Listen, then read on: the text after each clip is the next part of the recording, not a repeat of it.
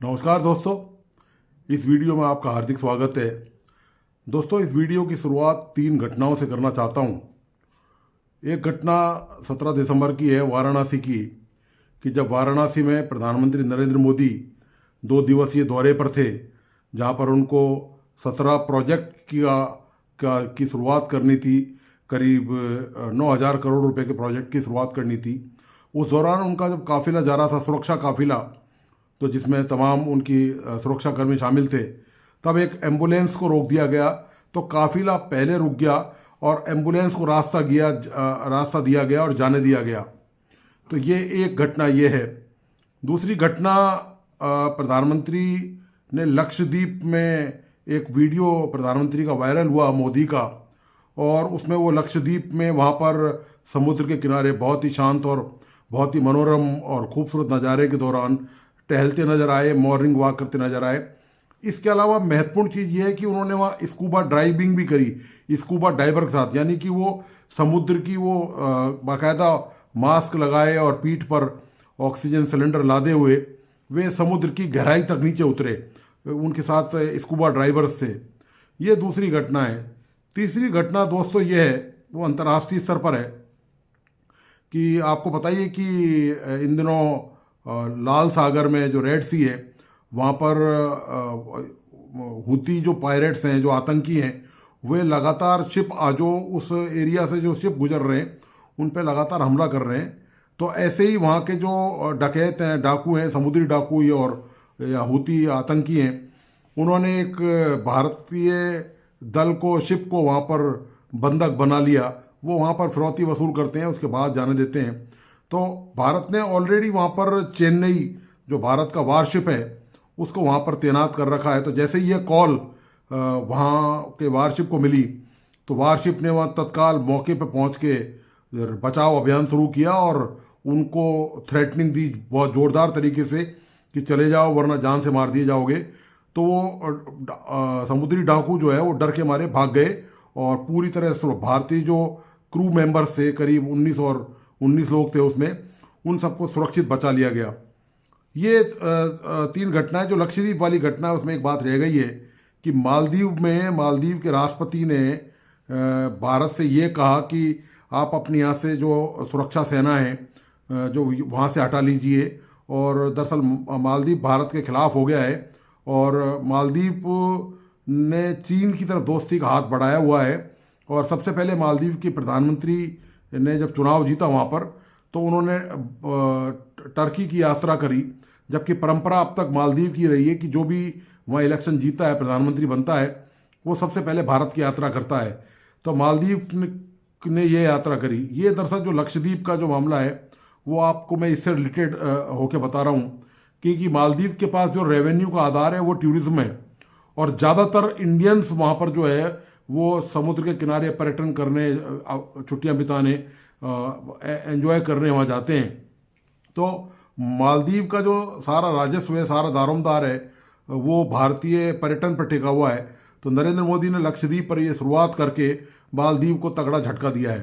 तो ये दोस्तों दरअसल 3 अभी रिसेंट की घटना है, मैं ज़्यादा पुरानी बात नहीं कर रहा, ये एक पखवाड़े या 15 दिन की घटना है। ये दरअसल इनकी गूंज पूरी देश में है। इसके अलावा जो अयोध्या मंदिर में पीएम मोदी का इंटरेस्ट है और जिस तरह से वो अयोध्या को दौरा कर रहे हैं और अयोध्या की जो डेवलपमेंट की योजना है और जो वहाँ भव्य निर्माण मंदिर का हुआ है, या अयोध्या में जो एयरपोर्ट का बहुत ही शानदार वाल्मीकि एयरपोर्ट का निर्माण किया गया है, और इसी तरह जो रेलवे स्टेशन है उसको चमकाया गया है, उसको रिनोवेट किया गया है और उसको अंतर्राष्ट्रीय स्तर का रेलवे स्टेशन, दरअसल अंतर्राष्ट्रीय स्तर का कोई रेलवे स्टेशन होता नहीं है, एयरपोर्ट होते हैं, लेकिन उसकी साज सजावट, रख रखाव, साज सज्जा, उसकी खूबसूरती ऐसी है जैसे वो अंतर्राष्ट्रीय स्तर का रेलवे स्टेशन हो। हालांकि ये कोई मेजरमेंट होता नहीं है। तो ये तमाम जो चीज़ें हैं ये पिछले 15-20 दिन के दौरान हुई हैं। तो निश्चित तौर पर आप जानते हैं, जब ये सब घटनाएं बड़ी सुर्खियों में रही हैं तो देश में तो इनकी गूंज होना बाकी है, लेकिन सबसे बड़ी बात यह कि पड़ोसी देशों में इसकी गूंज है। नरेंद्र मोदी की गूंज जो है वो पड़ोसी देशों में है। दोस्तों, मैं एक बात यहाँ पर स्पष्ट कर चलूँ कि मैं मोदी का कोई प्रशंसक नहीं हूँ। देश में वो प्रधानमंत्री है, सभी के लिए। वो प्रधानमंत्री तो चूंकि संविधान द्वारा प्रदत्त हैं वो उस पोस्ट पर, तो मतदाताओं ने वोट दिया, उनको इलेक्शन किया है। तो मेरा ये विश्लेषण करने का तात्पर्य आप समझ जाएंगे कि मैं कोई मोदी का गुणगान नहीं कर रहा हूँ, पीएम मोदी का। मैं सिर्फ ये बताने जा रहा हूँ कि उनका जो कामकाज है उसकी गूंज जो है उसका लोहा दुश्मन देश भी मान रहे हैं।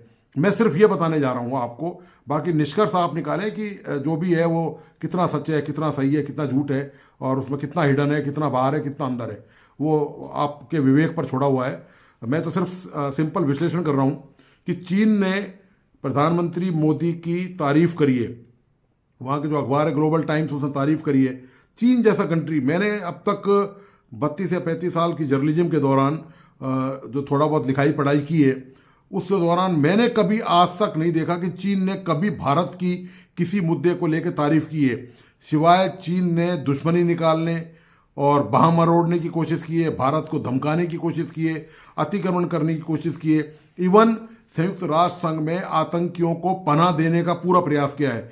पाकिस्तान के जो टेररिस्ट हैं, चाहे वो हाफिज सईद हो या दूसरे हों, उनके खिलाफ जब वहाँ पर उसको अंतर्राष्ट्रीय डेजिग्नेटेड टेररिस्ट का दर्जा जब उसको दिया जाना था, उस सूची में डाला जाना था, तो हमेशा चीन ने उसका वीटो किया है।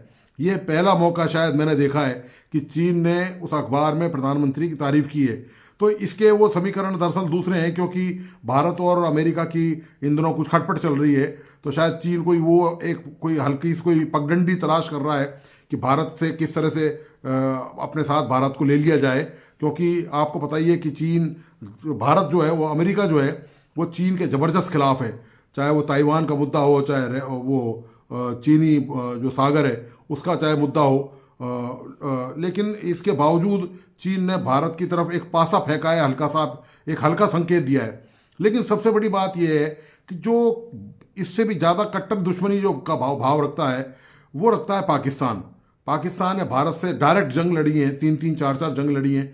कारगिल की हो, 1971 की हो, 1965 की हो, 1948 की हो, ये तमाम जंग जो है वो कश्मीर के नाम पर लड़ी गई हैं, और हमेशा शिकस्त खाई है, मुंह की खाई है, घुटने पे टेक गया है, आत्मसमर्पण किया है हमेशा। तो और वहाँ की जो बच्चों को पढ़ाई लिखाई है वो भी उनको यही पढ़ाया जाता है कि भारत दुश्मन देश है। लेकिन अब क्या है कि चूंकि सोशल मीडिया का ज़माना है, तो चीज़ें अब क्या बहुत देर तक छुपी हुई और दबी हुई रह नहीं सकती। तो निश्चित तौर पर पूरी दुनिया एक ई विलेज और ग्लोबल विलेज हो चुकी है। तो ऐसे में भारत की तमाम चीज़ें पाकिस्तान तक भी पहुंचती हैं। तो सवाल ये नहीं है कि भारत में तो लोग मोदी के प्रशंसक हो सकते हैं, निश्चित तौर पर जो वो काम कर रहे हैं हो सकता है उनके लाखों प्रशंसक, और निश्चित तौर पर यदि उनके प्रशंसक नहीं होते तो वो दूसरी बार प्रधानमंत्री भी नहीं होते, ये निश्चित है। और हाल ही में जो एक बात और मैं बताना भूल गया कि मोदी के नेतृत्व में ही उनका चेहरा सामने रख के ही 4 राज्यों के चुनाव लड़े गए, जिसमें से 3 में भारतीय जनता पार्टी ने फतेह हासिल करी ज़बरदस्त तरीके से, और कांग्रेस की गवर्नमेंट को और उखाड़ फेंका यहाँ पर। तो ये परिणाम ज़बरदस्त चौंकाने वाले रहे, और ये भी क्रेडिट जो है इसका मोदी टीम को जाता है निश्चित तौर पर। तो इसकी गूंज भी है।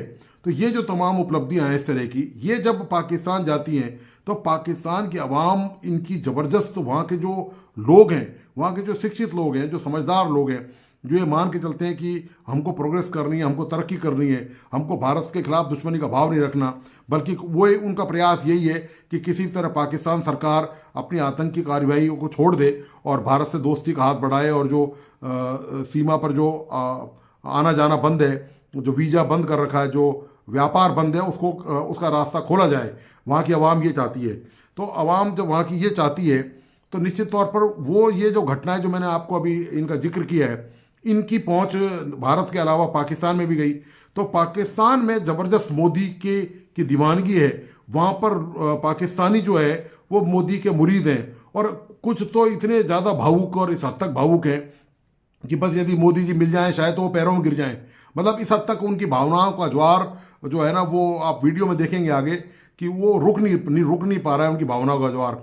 जब वो ये सब देखते हैं, जब वो भारत की डेवलपमेंट देखते हैं, और ख़ास तौर से उन्होंने जो, मैं आपको ख़ास तौर से बता रहा हूँ, ये जो एम्बुलेंस को रास्ता देने वाला मामला है, इसको इंसानियत से जोड़ के देखा गया है।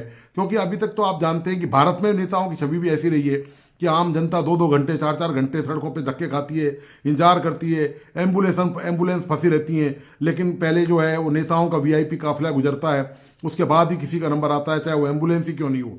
लेकिन प्रधानमंत्री ने एक इंसानियत, मैं इसको तो मैं पर्सनली भी मानता हूँ कि एक संवेदनशीलता और एक इंसानियत का तकाजा प्रधानमंत्री ने पेश किया है सबके सामने कि सभी लोगों को इस तरह से जो बड़ी पोस्टों पर, ओहदों पर बैठे हैं, उनको ये काम करना चाहिए। तो इससे ये जो मानवता वाला मामला है, इसकी बड़ी ज़बरदस्त पाकिस्तान में इस पर प्रतिक्रिया देखने को मिली और लोग इसको देखकर ज़बरदस्त तरीके से भावुक हो गए। उन्होंने कहा कि भाई ये एक आदमी इतनी बड़ी पोस्ट पर बैठा हुआ है, वो देखिए उसमें इंसानियत कितनी कूट कूट के भरी हुई है। तो ये उन सब के विचार हैं। तो मैं इस वीडियो को बनाने का मेरा पर्पज़ ये था कि दुश्मन देश भी जो है, वो वहाँ के लोग जो है, वहाँ के अवाम जो है, वो भी मोदी के मुरीद हो चले हैं। अब वो मोदी की तारीफ में कसीदे पढ़ रहे हैं। तो आप देखिए कि वो मोदी की तारीफ में किस तरह कसीदे पढ़ रहे हैं। ये मैं आपको वीडियो में दिखाऊंगा लास्ट में, आप ज़रूर लास्ट तक देखिए। दोस्तों, इस वीडियो को आप अपने दोस्तों को ज़रूर शेयर करें ताकि ऐसी अच्छी बातों का प्रचार ज़्यादा से ज़्यादा हो सके और हम लोग जान सकें कि देश दुनिया में क्या चल रहा है, हमारे अड़ोस पड़ोस में क्या चल रहा है, लोग क्या सोचते हैं। हमारे पड़ोसी देश जो है, जो रखते तो हमसे, वहाँ की सरकारें दुश्मनी का भाव रखती हैं, लेकिन वहाँ की आवाम क्या सोचती है। इसके लिए दोस्तों आप ये पूरा वीडियो देखिए और प्लीज़ इस यूट्यूब चैनल को लाइक, सब्सक्राइब करना और दोस्तों बेल आइकॉन का बटन दबाना प्लीज़ नहीं भूलें। धन्यवाद, नमस्कार। इंडिया के प्राइम मिनिस्टर नरेंद्र मोदी की एक वीडियो बहुत ज़्यादा वायरल हो रही है, जिसमें दिखाया जा रहा है कि उनकी गाड़ियां गुजर रही थी और जब उन्होंने देखा कि एक एम्बुलेंस पास से गुजर रही है तो उन्होंने जो है अपनी गाड़ियां साइड पर लगा दी और एम्बुलेंस को रास्ता दिया।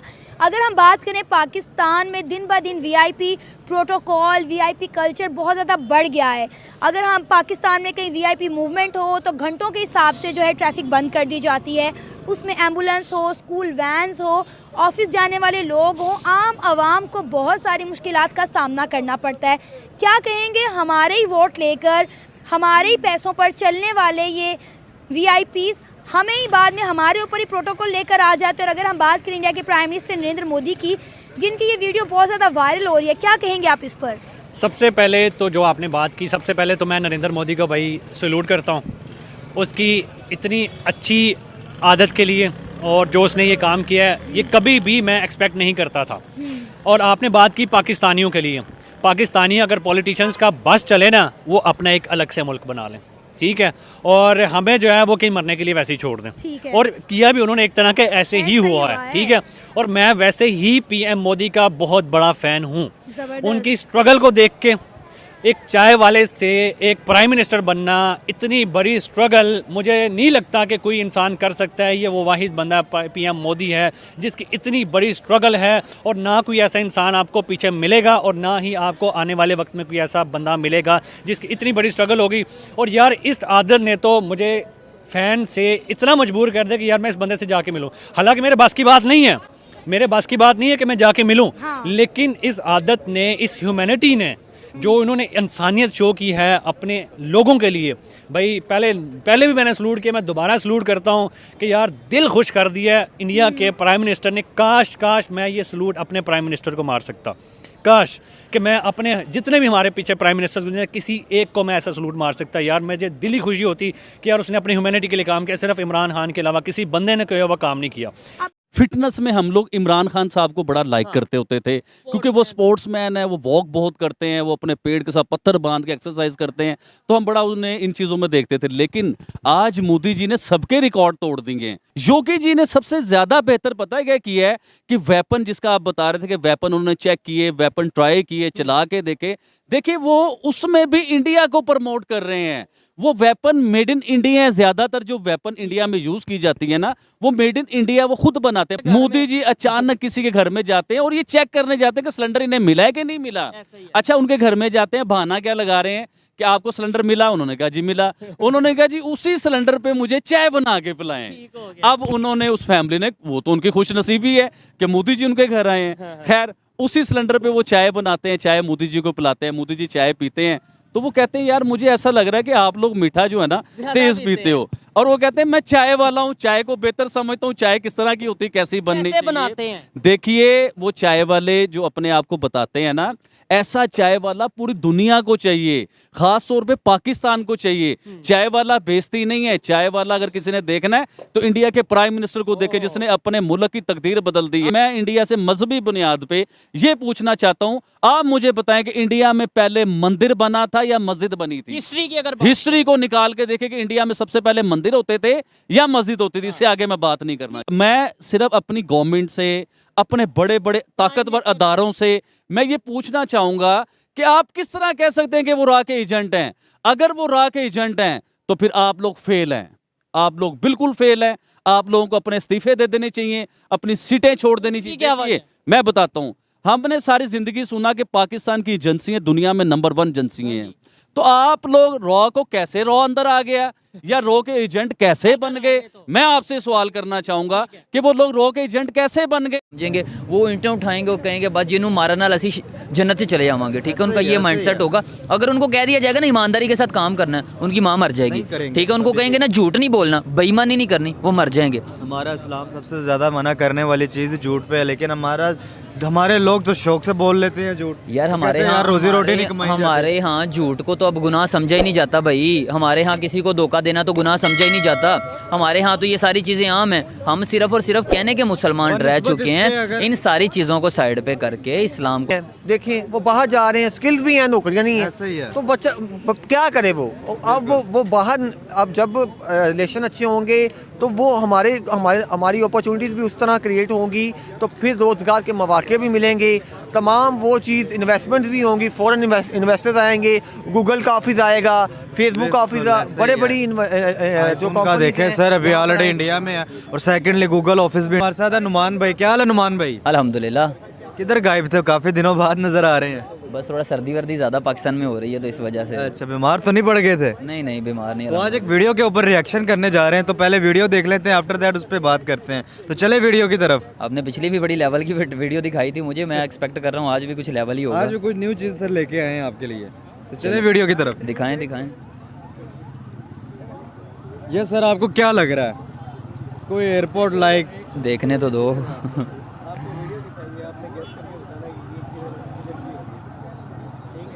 ये देखिए स्ट्रक्चर टाइप उसका मिलकर सारा बना हुआ है। मुझे तो मेटावर्स लग रहा है, मतलब ख्याली दुनिया लग रही है। नहीं नहीं, रियल वर्ल्ड है ये रियल वर्ल्ड है सर। ये अब आप मुझे बताएंगे कि ये क्या है? ये कोई बड़ा शॉपिंग मॉल लग रहा है आपको? मुझे तो पहली बात तो ये, मुझे मेटावर्स के अंदर कुछ लग रहा है। मेटावर्स मतलब मैं बताऊं, वर्चुअल वर्ल्ड है जो हमारे पास, ख्याली दुनिया। नहीं, उसका तो कुछ नहीं है, क्लियर तो नहीं है।